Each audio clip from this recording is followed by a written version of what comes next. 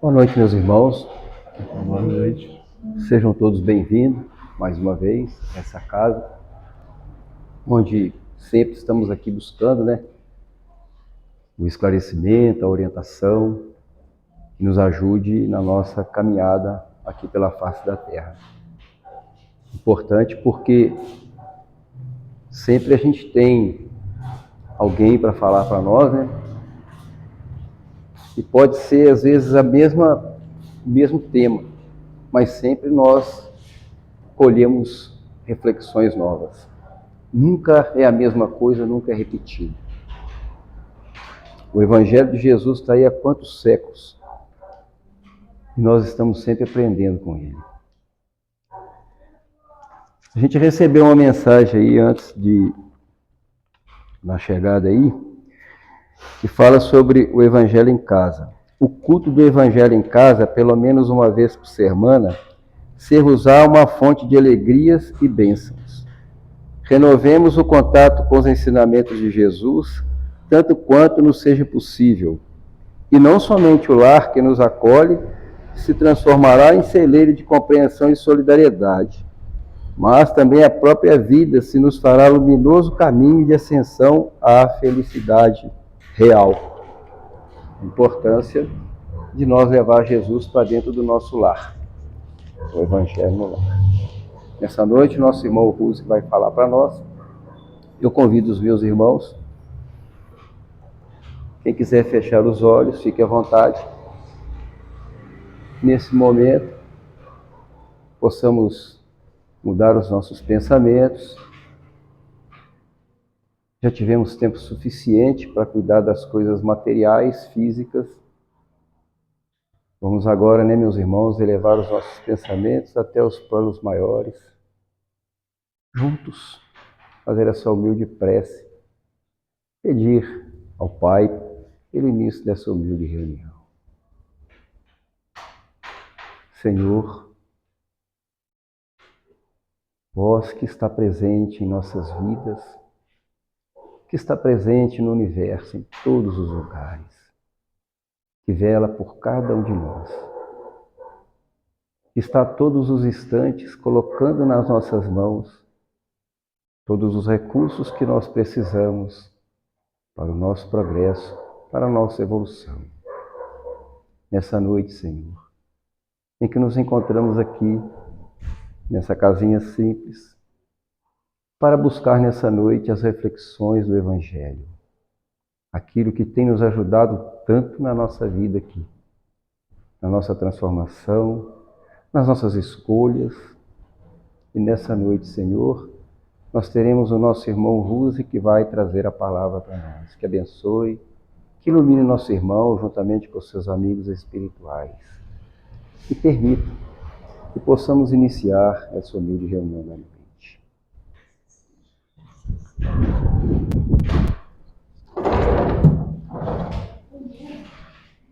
Quer? Mas eu achei que vocês não queriam.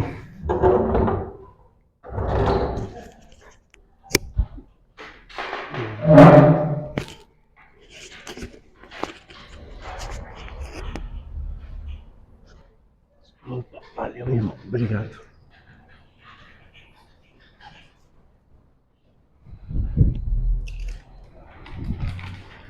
Boa noite a todos.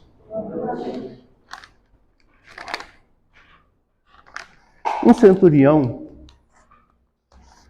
homem romano, homem de uma graduação, ele mandava e desmandava em Roma. Muito orgulhoso. A Roma costumava criar seus doutores, soldados, e os próprios pretorianos e os centuriões eram grandes, não respeitavam ninguém.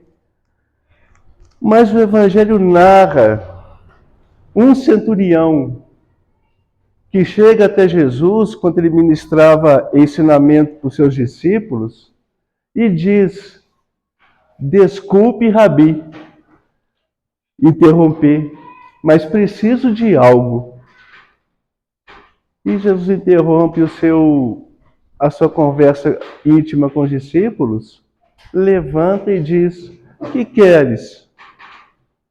Aí está assim: Rabi, eu tenho um trabalhador em casa, eu tenho um servo na minha casa. Oh, pai, obrigado.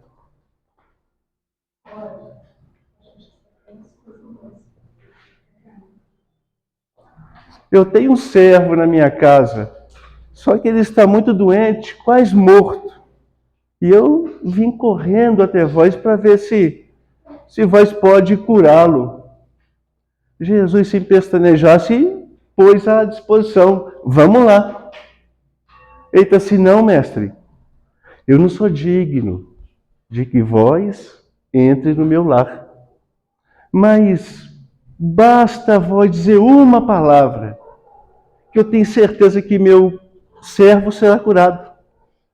Porque também eu sou homem que tem sob meu comando muitos homens e servos que me servem. Então eu digo a um: vai, ele vai. Eu digo a um: faz isso, ele vai e faz. Mestre, eu não preciso saber, eu não preciso que vós vai lá. Eu sei que uma palavra basta. E Jesus ficou diante dessas palavras do centurião. Jesus foi, sabe, se maravilhando. Tanto é que está no Evangelho e serve de exemplo para cada um de nós, porque, segundo o Severino Celestino, é o encontro de dois apóstolos. Jesus, um judeu, e o centurião romano. Era o pessoal que chegava e conquistava, escravizava, e quem era mais rebelde dos escravos matava. Mas ali esse encontro se iguala, porque o centurião se põe em condição de humildade. Então Jesus vira para os seus discípulos e até para as pessoas que estavam lá, porque onde Jesus estava, era igual acender uma luz na escuridão. Pode ver, nunca ele estava sozinho. Nunca. Sempre a multidão rodeava. Porque nós somos muito carentes de consolo espiritual. As crenças religiosas, elas se debruçam, palavras de Kardec, naquela fé cega, que não se pode perguntar, não se pode questionar. E isso desgasta o espírito, porque nós somos espíritos eternos, que está sempre aprendendo. Reencarna hoje em dores, reencarna na próxima encarnação vai, talvez vem dores também, se Deus quiser, né? Nós já temos alguns sobrinhos, eles vão casar, o sobrinho vai ter filho. Pode vir dores também, se for necessidade. Mas somos viajantes do universo. Não é só em dores ou na terra. A casa do Pai tem muitas moradas. Então Jesus vira para os seus discípulos, aquela multidão, e diz que em Jerusalém ele não havia encontrado tamanha fé. Ele aproxima-se do romano, toca no romano e falou: vai, o teu servo está curado. Ao que Jesus volta a administrar os ensinos. E o centurião, ao tomar a via pública novamente, ele era um homem bom. Ele era um homem bom. Ele era um homem caridoso. Todos gostavam dele. Que apesar de trabalhar em Roma, com Roma, ele não tinha aquele orgulho romano. Ele era um homem bom, caridoso. E quando ele tomou a via pública, alguns servos seus vinham correndo para dar boa notícia para ele. Porque, como ele disse a Jesus, ele é mais um filho do que um servo. Ele tratava-os com igualdade, o seu servo.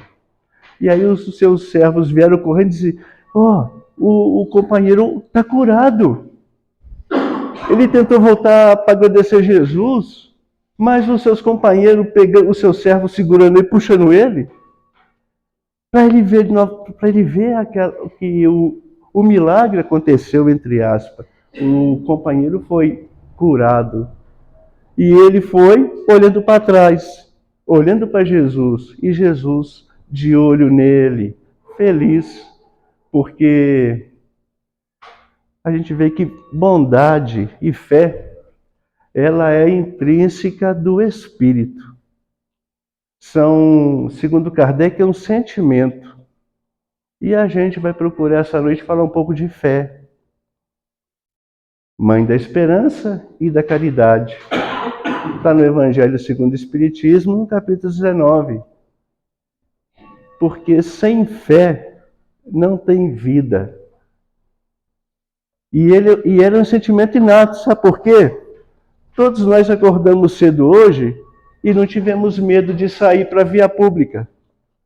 Tantos carros, moto, e a gente levantou, se arrumou e foi. Sem medo de ser atropelado, de algo ruim acontecer. Voltamos para o lar e confiamos que aquele lar foi edificado por um pedreiro e ele está seguro. Abriga-nos. A gente não chega dentro de casa pensando vai cair. Essa fé é intrínseca no espírito. Viemos à casa espírita e adentramos aí sem o maior medo do desabar. A fé ela é a força íntima do espírito, que quando Deus nos criou, Ele depositou todas as virtudes em nós, no espírito. Igual uma semente. A semente em si, ela tem fruto, folha, galhos, raízes e tronco. Mas quem é que vê na semente uma árvore? Mas a árvore está ali, em germen. Basta depositar ela, acomodá-la adequadamente, tratar ela de acordo que ela vai frutificar. Então a fé, segundo Kardec, e na própria origem da palavra fé, que Severino Celestino ele não sabe por quê. Traduz-se fé pela palavra grega, fides, ou pela palavra em latim. Se Jesus usou o hebreu, o judeu, que não tem nada a ver, ele usou a palavra emuná. Sai, tá certo, fé é confiança, certeza que algo vai acontecer. Você nem sabe que está ali, mas tem certeza que vai haver. Mas o que adianta essa crença se, como disse Severino, você não vai agir, você não vai se exercitar na fé? Fé é exercício diário. E Emmanuel fala isso. Quando diz que, tu vê, estava arrumando uma tempestade e viemos todos para a casa espírita. Com medo que... Tem uns que talvez passou até ponte e não teve medo que a chuva vai para cima da ponte e não vai poder voltar para casa. Veio.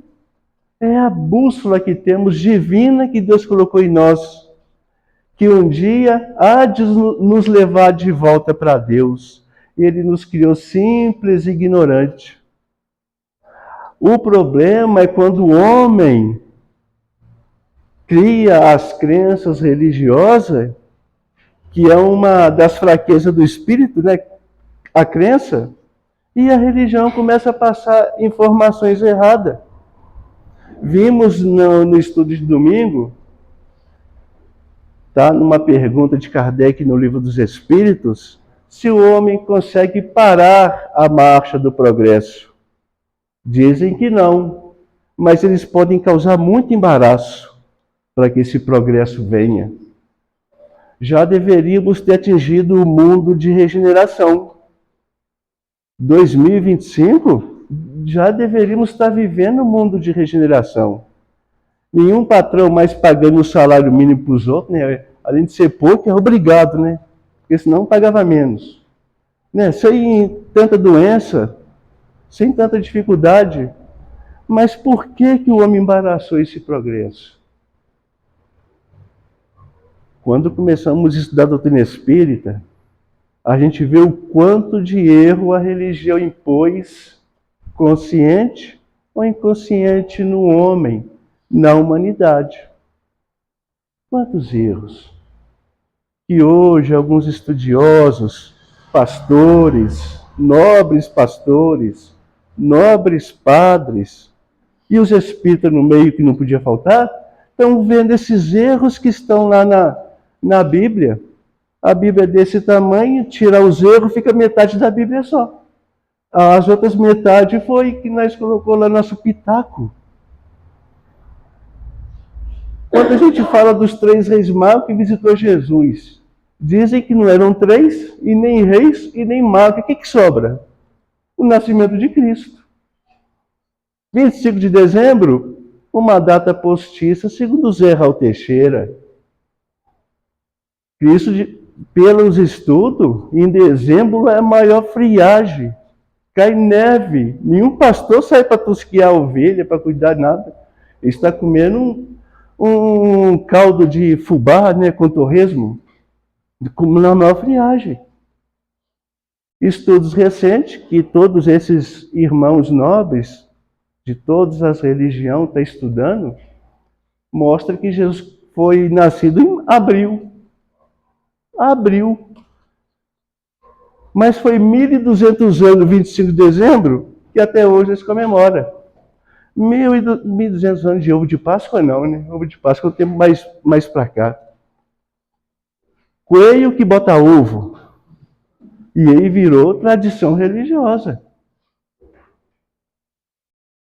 E segundo Severino Celestino, da entrada de Jesus para Jerusalém, que foi setembro, no calendário hebreu, ele entrou em Jerusalém em setembro.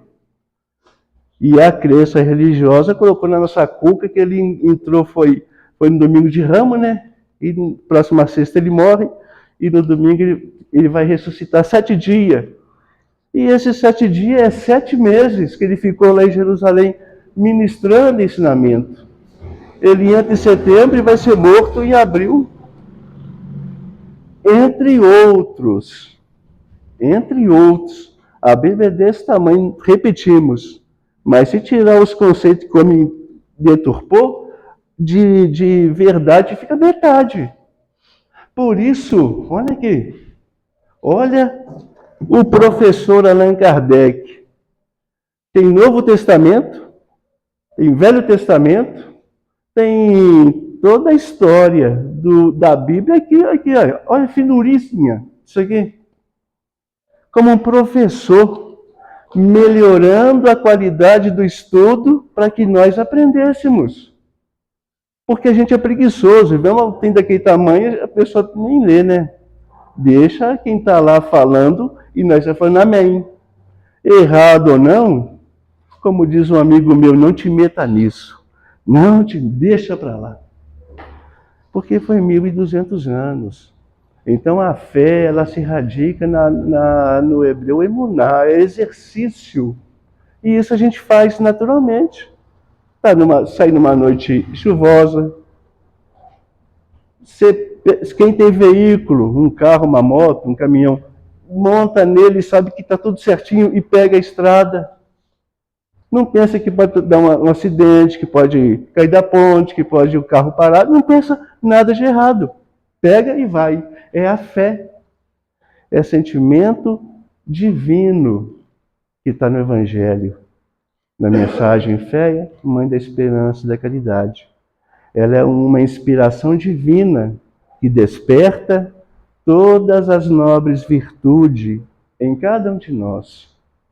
É por ela que a gente vai lutando, que a gente vai passando os obstáculos. E Jesus, quando veio, facilitou. Eu tenho fé. Eu falei assim, não precisa disso não. A fé é do tamanho de um grão de mostarda. Quem conhece mostarda? Sabe que a semente dela é a menor de todas as hortaliças. Olha a inteligência de Jesus. Porque a fé não se mostra. Você vive. Não fala para ninguém, não bate no peito, não mostra. Ela se vivencia, exercita-se ela. Desde o momento que a gente de manhã acordou para a vida, lá vai nós trabalhar. Pega uma máquina lá, quem trabalha na fábrica, e vai levando a vida. Com certeza que tudo vai dar certo. Pode fazer 40 graus de calor ou -3. cair chuva ou não, lá vai a nós para a vida. Batalhar. Segundo Jesus, ela sendo pequena, ela remove grandes montanhas, dificuldades, a má vontade dos homens, o preconceito. Porque talvez quem está aqui hoje já ouviu algum colega chegar e falar: mas tu está indo naquele lugar lá do diabo? O que tu está fazendo lá? Tu nem liga mais. Quem está vindo aqui não tem diabo nenhum. Igual quem já foi nosso irmão maçom, não tem bode nenhum lá. E olha que a nossa ignorância é grande. Porque segundo a ideia, tem uma religião dominante, aquela que acerta. E Jesus, quando veio ao mundo, que religião ele seguiu? O farisaísmo? Os israelitas? Saduceus? Os essênios? Ele viveu o amor. A religião é isso. Porque a palavra religião não é você frequentar uma religião e fazer certos atos, acreditar em certos dogmas, mas religião é de religare. Você vai ter uma vida ímpar que vai te religar a Deus dentro do princípio do amor, da justiça e da caridade. E para isso não precisa ter religião, não. Por isso que estamos aqui na doutrina espírita, filosofia e ciência espírita, com caráter religioso. Mas não religião de ter um que manda, para que todo aquele corpo sacerdotal, com todo um aparato de dogmas que ninguém pode perguntar, ninguém pode questionar. Pelo contrário. 7 dias da semana, 7 dias abre a casa espírita para estar estudando, está perguntando, está falando, mas isso aí não existe, não. Aí vamos procurar. Ah, eu duvido disso, não, vamos caçar. Será que é isso mesmo? Vamos estudar junto. Jesus era assim com seus discípulos. Ele não levava na sinagoga para ensinar ensinamento de Deus, não. Era na natureza. Como diz Isaías, que perguntaram a ele: onde eu vou saber o que é Deus?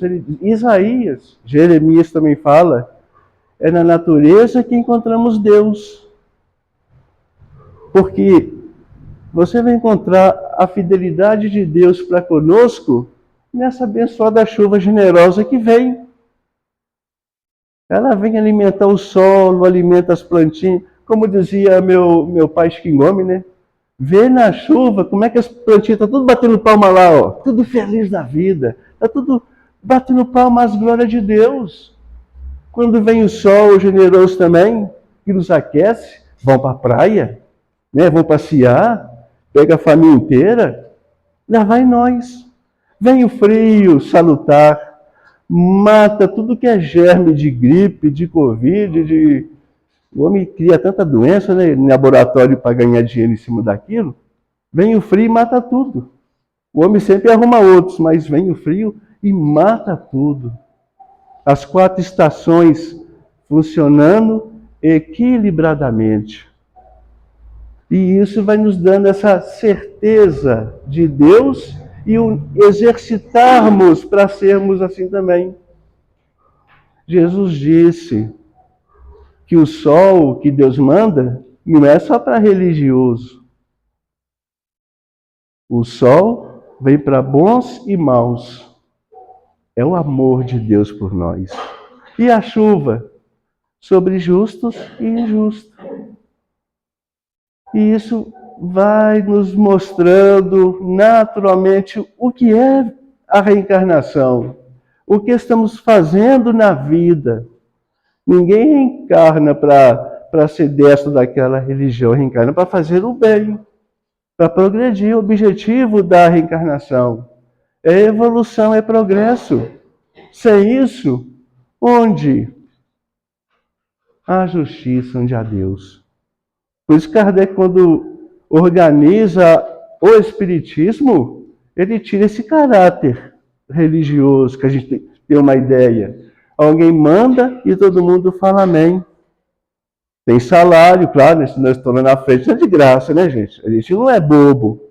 Se eu estou trabalhando para Deus, tem um salarinho por trás daquilo. E a doutrina espírita não cobra um centavo. Tem aí, ó, médios mais antigos, há 50 anos dando passe, atendendo, e pergunta quem foi atendido ou se tomado passe se pagou um centavo. Porque Jesus não ensinou isso. É doação, é fé, é exercício. A natureza trabalha, a natureza mostra a fidelidade de Deus para conosco. Como disse Severino Celestino, você vai num pé de laranjeira, você sabe que vai encontrar laranja. Você vai abrir um coco, você não vai achar gosto de manga dentro do coco. Numa pereira, você não vai encontrar uma abóbora. É tudo fidedigno à natureza, obedecendo à vontade divina. E cada mundo tem seu sistema de acolher aqueles que lá estão encarnados. Os nossos irmãos levam foguete lá para Júpiter, para Urano, para Plutão, e quer encontrar um monte de russo passeando lá, né, de calça preta, ou de... Não vai achar, nunca não vai achar. Lê o livro dos Espíritos, que vai economizar foguete, vai economizar combustível, vai economizar até cabeça, vai esfriar a cabeça. Porque a constituição dos mundos são diferentes. Como diz Kardec, excelente Kardec, como os peixes feitos para viver na água. Você não vê um peixinho passeando na avenida aí assim, no douradinho. Já pensou aí, meu irmão? Não precisava nem de pescar, né? O trabalho de pescar foi o dia inteiro para pegar um lambari, hein, parente? Ei, Lúcio, também gosta de pescar também? Um douradinho passa ali, ó. Eu largava a palestra e voava nele, amanhã ia fritar com angu. Mas ele, como diz Kardec, peixe está na água, as aves no céu. Será que o homem não capta isso? Ele já descobriu que cada planeta tem um clima. Como é que ele vai achar corpo físico naqueles planetas como nós? Não dá para viver. E eles não querem achar alguém passeando na praça lá, ó. Homens inteligentes, entre aspas. Então, meus irmãos, esse exercício todos os dias fazemos. Porque Deus não exige de nós mais do que nós podemos dar. Amanhece o dia, você vai ganhar o seu pão. Você volta para sua casa para descansar, se alimentar. Você confia num amigo? Você pega um ônibus, um táxi. A sua fé faz você entrar lá, sem questionar se aquilo vai levar, se vai quebrar. Não, você entra e vai. Segundo Emmanuel, fazemos uso da nossa condição humana, aproveitando as oportunidades da vida, e a fé que nos direciona. Porque, segundo Chico Xavier, é muito triste aquela pessoa que perdeu a fé e continua vivendo. É triste. Já saiu dessa mensagem, da mensagem do Chico, na segunda-feira. É o maior sofrimento que tem. É a pessoa viver sem fé, sem acreditar em algo que possa dar certo, que melhorar, é um tormento. E graças a Deus isso aí não são tantos.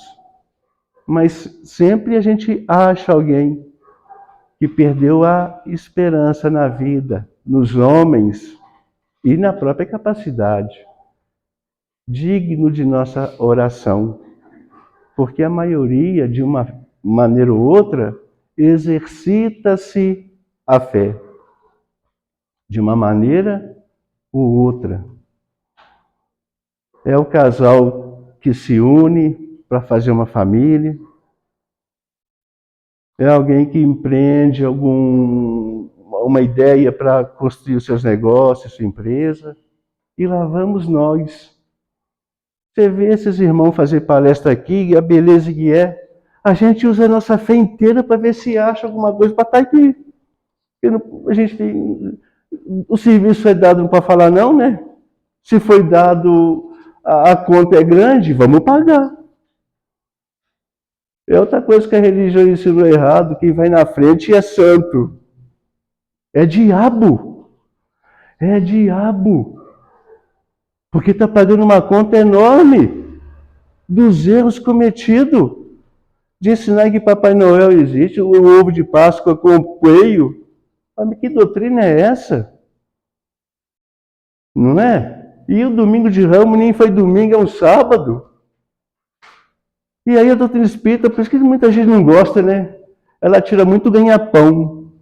Ela tira muita venda de indulgência. Ela tira muito interesse, segundo Kardec. Quando Jesus veio e falou as verdades, tivemos muita caridade com ele. Por isso que nós hoje está na terra. Não fomos relegados ao inferno. Deixamos ele viver 33 anos. Conseguimos tolerar ele por 33 anos. Aí, como ele não era bobo nada, ele viveu 30 anos sossegado, trabalhando com o pai, cuidando da mãe. Buscava um ladrão aqui, um criminoso aqui, de mão dada, mas sem assumir a missão messiânica dele. Aos 30 anos, ele coçou a cabeça e saiu de casa e falou: agora, vou mexer com esse pessoal. Durou 3 aninhos. Durou 3 anos. Olha, virou filme Kardec. Olha lá no filme as perseguições que ele teve. Por bandido, por criminoso, por essas pessoas que fazem tráfico, pela religião que o perseguiu, que o maltratou, por interesses. E a doutrina continua, vai nos ensinando, fortalecer nossa fé. Porque sempre, mesmo a religião, 1.200 anos, falando algo e a gente tem que repetir amém, sempre teve gente que abriu a voz e falou: eu não acredito nisso. Aí veio as fogueiras santas, veio as cruzadas santas, tudo para ver se apagava esse exercício da fé. Mas como diz um irmão, está matando apenas corpos. O espírito ninguém mata, não. Você mata ele lá, depois ele está voltando de novo com mais força. Ou lá, desencarnado, aí que ele vai ter mais poder de influenciar outras cabeças. Então a doutrina espírita, ela vem nos mostrar esse outro lado da fé, desse exercício diário que a gente faz, de confiança em Deus, confiança em que tudo vai dar certo. E isso não precisa mostrar para ninguém, bater no peito, colocar camisa. Não. A verdadeira fé, ela corta o fanatismo e vira em vida prática. No lar e na via pública e dentro da religião, por que não? E a doutrina espírita hoje, gente, é a única filosofia no mundo que nos explica todos esses erros que foram acometidos na religião. É a única filosofia que nos responde. Não pede adeptos, não quer seguidores, mas quer que a gente conheça a verdade.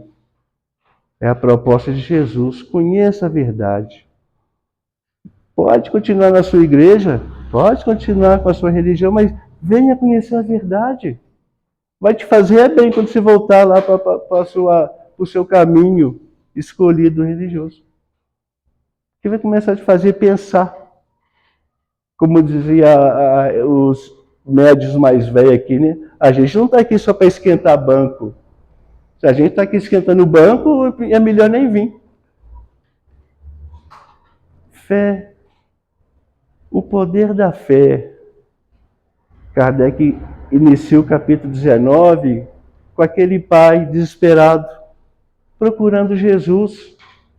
Senhor, Senhor, cura meu filho que é lunático.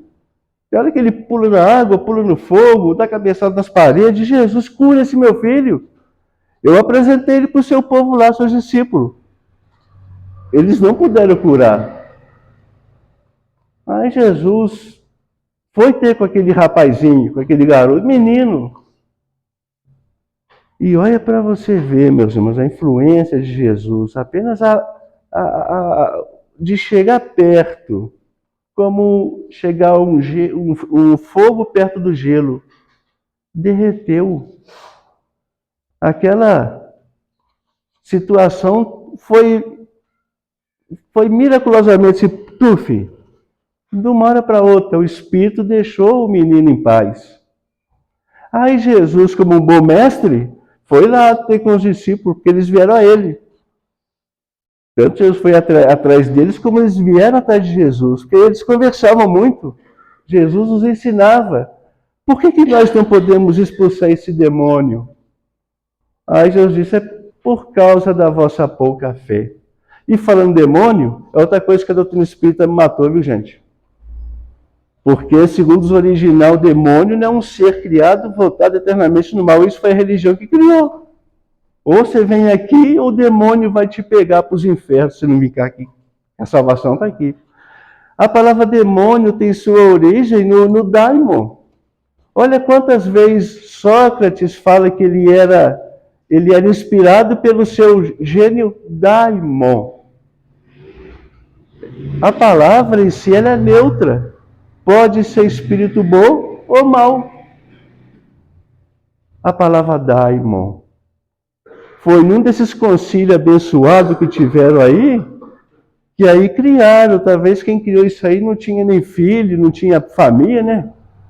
Coração duro. Aí criou o diabo, o demônio. E aí Deus deixa de ser perfeito quando eles criou o demônio. Porque se Deus é a forma perfeita, que tudo que ele cria é perfeito, como é que algo perfeito cria uma criatura imperfeita?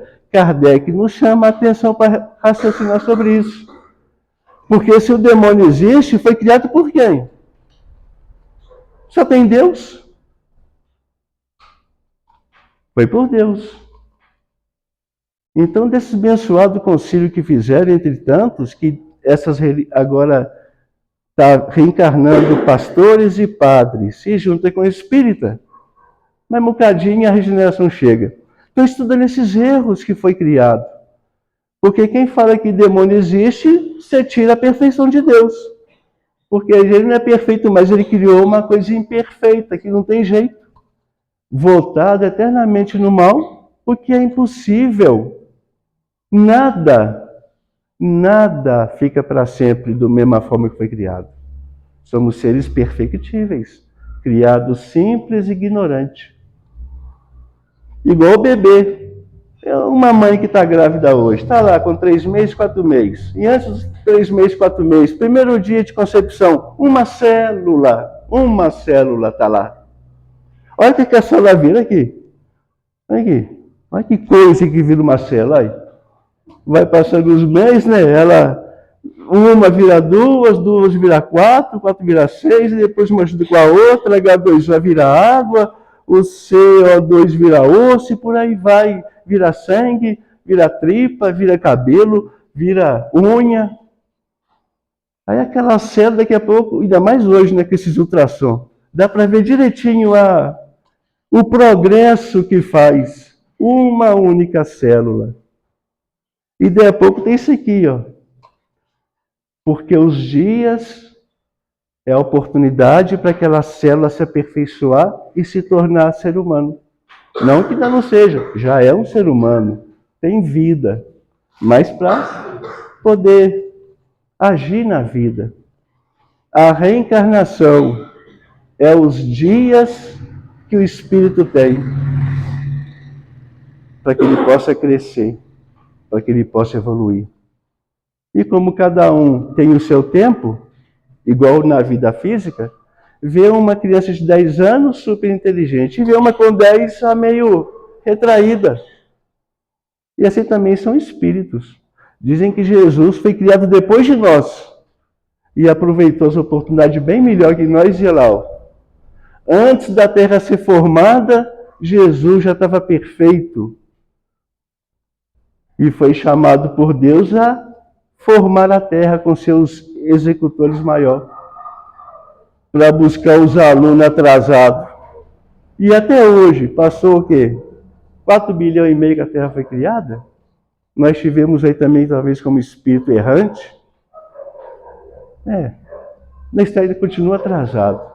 Mas é igual fala do Evangelho, capítulo 19, não é por erro nosso, foi pelo jeito que foi nos apresentado, não só a fé, mas todos os conceitos religiosos.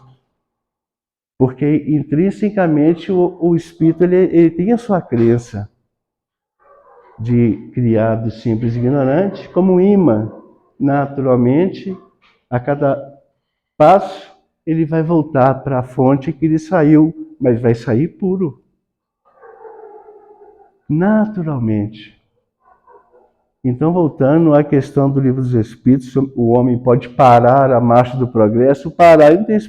Eles falaram, não, é taxado, não. Mas pode embaraçar. As informações erradas, os interesses. E aí fizeram uma bagunça. E aí até hoje as crianças estão pensando, mas nós veio de Adão e Eva, mas só 2, se juntou preto, branco, azul, mameluco, mestiço, anão, gigantismo. Só de Adão e Eva, um casal. E para piorar, tem um trecho no Evangelho do Moisés de Deuteronômio que fala que Adão e Eva teve 2 filhos. Olha para você ver, além de ser só 4, ficou 3 que um matou o outro. Mas aí eles melhoram o assunto. O outro foge e acha uma cidade pronta. É como dizer Raul Teixeira, cidade de quê? De macaco? Não, era de gente, segundo a própria Bíblia. E aí Kardec mais tarde vai falar na Gênese da geração de Adão e Eva, a raça adâmica. Uma raça adâmica, não 2, não 1. Não somos de um tronco só. É geneticamente impossível explicar de um tronco só. Tem vários. Só aqui dentro hoje é quantos tipos que tem? Mas a ciência está chegando lá. E a crença religiosa vai falando que é trem do diabo a ciência, porque eles estão cortando muitas asinhas. Então, gente, a gente podia continuar falando um monte, já que falamos que a Bíblia é desse tamanho, mas se tirar erro ela fica menos da metade, igual Kardec conseguiu fazer aqui, ó. Novo e Velho Testamento. Evangelho, não é Evangelho de Kardec, mas é segundo a doutrina espírita. Segundo a filosofia espírita de vida, que não tem interesse em nos manter na ignorância, pelo contrário, quer nos levar até Deus novamente. E todo esse processo é gratuito. Aqui não tem nenhum maior. O maior é sim, é Jesus, é o seu Evangelho. Tem uma organização aqui, como a nossa presidente, nossa vice, mas isso é para responder às autoridades. Qualquer coisa que eu fazer besteira, aí a culpa é de vocês aí, ó. Vocês que respondem. Só para isso. Não vai responder para a espiritualidade. É isso, meus irmãos. A doutrina espírita ela é a doutrina da razão e da lógica. Ela não quer que ninguém venha participar para ser espírita, para encher casa espírita, não. Ela quer apenas que a gente adote ela como um meio de vida, uma filosofia. Não temos tantos filósofos aí que nos ajudaram a viver a vida? Tantos filósofos, pensadores, que até hoje é referência para a gente viver bem a nossa vida? Há mais mistérios entre a terra e o céu do que a vossa vã filosofia pode imaginar? Aí não falavam, irmão? De tanto pela religião é mistério, é milagre, mas é tão natural quanto a mediunidade. Porque todos aqueles que escreveram a Bíblia, Jeremias, Isaías, Malaquias, o próprio Jesus era médium. A diferença dos profetas eram médios como nós, influenciados pelos espíritos. Jesus, tirando as próprias palavras dele, ele era influenciado diretamente por Deus. Nenhum espírito precisava ensinar mais nada a ele, estava perfeito. Ele era um general obedecendo diretamente o comando de Deus, médium de Deus. Mas está a mediunidade, o intermediário, ele é intermediário entre nós e Deus. Ela está lá nos nossos Velhos Testamentos. A Bíblia está cheia de fenômeno mediúnico.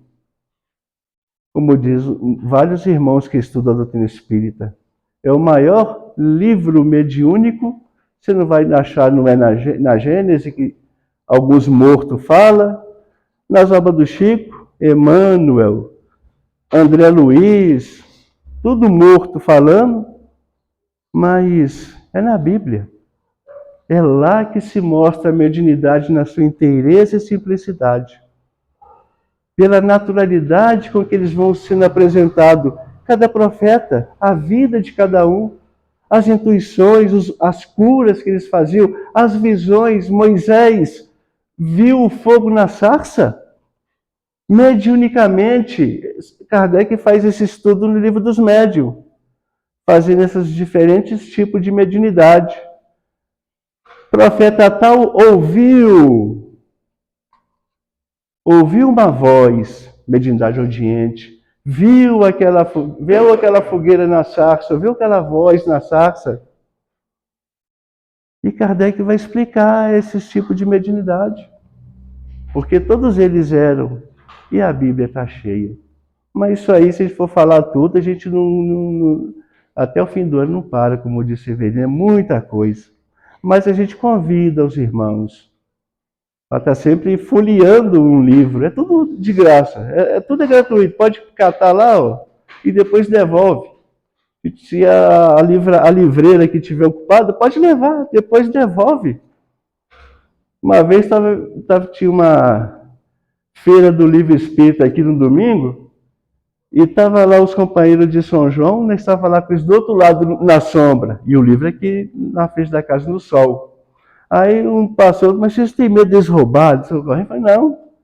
Ele faça bom proveito se ele roubar o livro, no outro dia ele devolve, porque ele vai ler as verdades. Não, tem uns livros aí, pode levar.